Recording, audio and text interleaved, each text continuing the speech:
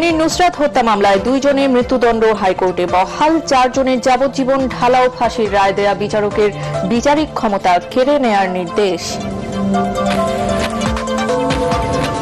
বাংলাদেশের সাথে ব্যবসা বিনিয়োগ বাড়াতে ওয়াশিংটন ও দিল্লির কূটনৈতিক প্রচেষ্টা জোরদার, সচিবালয়ে ভারতীয় হাই কমিশনার ও মার্কিন রাষ্ট্রদূত।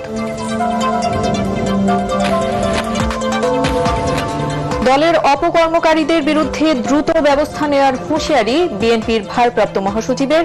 ঠাকুরগাঁও 1 আসন শূন্য ঘোষণা, 90 দিনের মধ্যে উপনির্বাচন সিইসি। সদিচ্ছা থাকলেও রাজনৈতিক দূরদর্শিতার অভাবে সরকারের 6 মাসের অগ্রগতি সন্তোষজনক নয়, সিপিডির মূল্যায়ন। অর্থনৈতিক সূচকের 31টির মধ্যে 19টি নিম্নমুখী। সরকারের গণবিরোধী অবস্থানে প্রতিবাদ অব্যাহত রাখার ঘোষণা জামায়াতের। সহিংসতার পথে না যাওয়ার আহ্বান পত্রিকার সম্পাদকদের। ধ্বংসের পথে যাচ্ছে দেশ, অভিযোগ নাহিদের।